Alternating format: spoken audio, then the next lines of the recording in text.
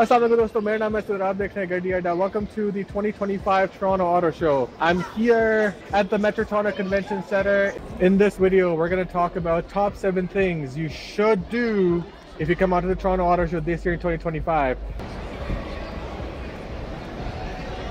Number 7 is this McLaren Lego car. This thing took 8,444 hours to build, and the reason why this is on my number 7 is because this piece is very easy to miss, but you should not miss it considering this is just a Lego project put together to sit on stilts and then look pretty. No.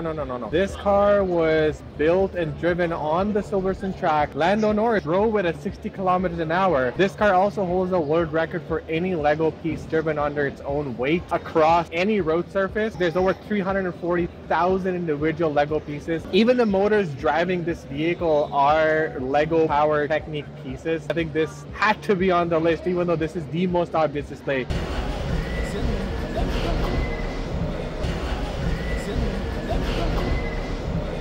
You have this Sprinter van currently owned as a mobile home, but what I've heard, this van itself is about $500,000, probably because it's custom. This van has a bed, it has these seats that sort of turn around, it has a makeshift Jabra as well.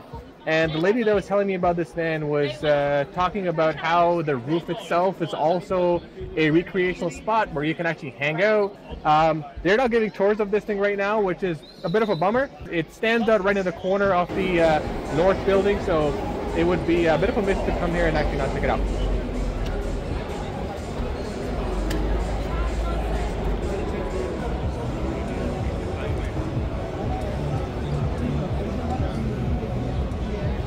Now at number 5, you have this rather small looking car that you might recognize from a Bond film, which is the Aston Martin DB5. Now this car particularly is a 1 of 125 build in the world, and this little baby car costs £90,000.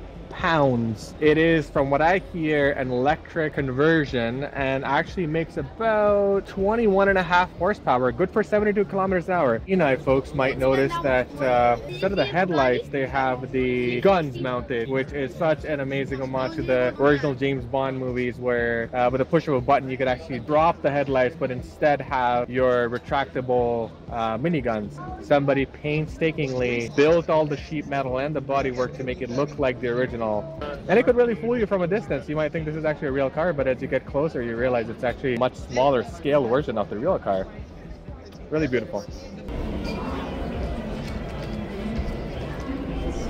More and more times after COVID-19, there was less and less representation from Europe. But this time we have brands like McLaren. I mean, it is McLaren Toronto, but it is still McLaren, and Maserati, Ferrari. And it's just nice to see some of these brands come out, especially European brands like Mercedes and BMW and Audi. If you are a German fan or a fan of European cars in general, there's just a lot more to see this year. And not just like one-off cars, but actually cars that you would want to see and spend time with. You know, all the brands that are trying to sell their EVs, I feel like one of the brands that's really standing out to me lately that just does not give a shit about what people think, I think that would be Hyundai. Compared to something like the Volkswagen Beetle, the Ioniq 6 I feel like is the successor to the Volkswagen Beetle, if there was an EV version of that. And same thing with the Ioniq 5. I feel like the front headlights, the first time I saw this front headlights to me was, that's a BMW, that has to be a BMW, and I just saw the logo and it was an Ioniq 5. I mean, this is what Hyundai used to do. They're simple econo box kind of vehicles. This is their Elantra. I'm just really pleased to see so much progress made by Korean brands. I mean, I don't know about the powertrain and all the other things that are, you know, that they're doing to put these cars together, the quality and the reliability and how long they actually last. But it is just so nice to see that Hyundai has come such a long way. I just feel like their designs are bold and they are different. When have you seen a car like this in the past? I mean, this is unique.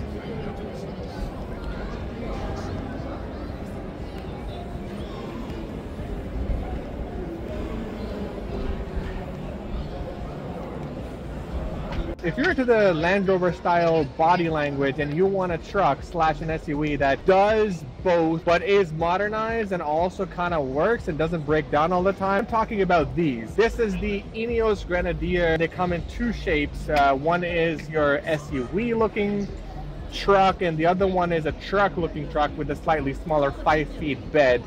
These vehicles are designed in England, built in France, and then they have the German BMW B58 powertrain, and they're running the 8-speed ZF transmissions, which is really interesting to see. Good to see a new company up and coming in the off-road world. I know they're promising a lot of features, but I really want to see how this actually like works. In the world where everything is becoming curvier, I do appreciate something that's a little boxier and pays an homage to the cars of the back in the day.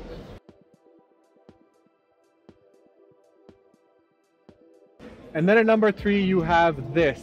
This is the Bigfoot monster truck, the OG 1974. Well, this one's not 1974, but this particular one, it looks like the number 4 style of the monster truck. That's when this truck really understood that its calling was not pulling big weights and winning sled competitions. Its calling was to crush vehicles in a wreck yard. Body is an F250, but then everything else from the looks of it is custom. I mean, just look at this thing. The tires are taller than me. The anti-roll bar is made of more material than a subframe of your car. Engine, no details available. If you're growing up like me and you played a lot of racing games, Monster Truck was one of those games, and Bigfoot was one of the first default trucks that you would pick to drive. Childhood revelation coming back to me to see this truck right here.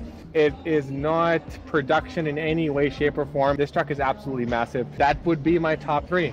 Take a break when you can. It is really crowded and it can get a bit overwhelming. Grab a bite, hydrate, and not everything deserves your attention, so give it the time you need to give it and take some rest. In the past, the South Hall used to be full of a lot more European presence, but as of late, the presence has been taken over by larger brands that have a much higher percentage of the market cap in North America, which really doesn't interest me, to be honest, personally, because all of these cars look the same to me. They're all SUVs and trucks. Some of them are pretty cool. I mean, Volvo is doing some really cool stuff with their Polestar. I think GM has a couple of cool cars, but overall, I mean, look at this. They all sort of blend into one another.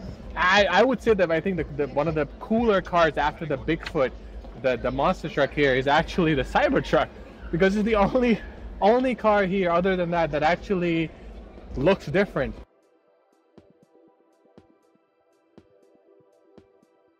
And at number 2, you have this. This is the BMW G90 M5. 717 horsepower V8 twin turbo. I mean, this car is an absolute monster. The reason why this is my top 2 in this entire auto show is because BMW has finally decided to sell Wagen in Canada.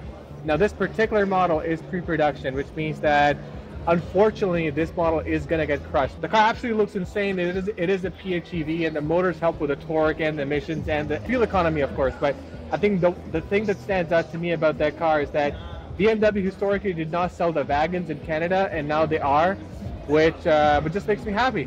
One other interesting thing to see here is the police. They are here and actually in full force showing off their vehicles to the general public, which I think is a great way for people to interact with the police and also to kind of see what their vehicles are made of and how they operate and how they use the automobile to facilitate and the way in which they serve the general public. And then we come to number 1. The pièce de résistance, the most interesting, the most important car of this auto show, and perhaps the most important car in the world. This Mercedes-Benz Wagen that was produced in 1886. This thing runs on a fuel called Legroin, which is essentially something like heavy naphtha, and it produces about, near makes no difference, 0.8 base brake horsepower at 400 RPM. Of all the vehicles that are produced today, everything is supposed to be special. Everybody likes to say their car is the more special one. Their microwave oven is supposed to be the more special of all the other microwave ovens. Seeing something like this in person, to me, really special, because this is where it all began. Every car in the world owes something to this car right here. This piece, according to a collector that I ran into here, she told me that this car was produced 100 years later by Mercedes to commemorate the original car. So the original car was made in 1886 and then this car was made in 1986. And this car is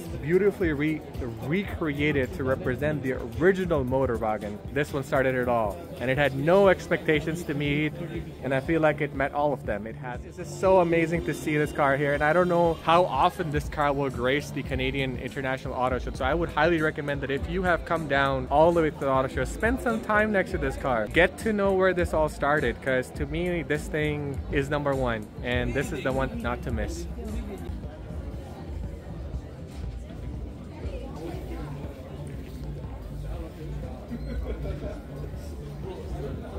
I hope you enjoyed the auto show. I certainly did.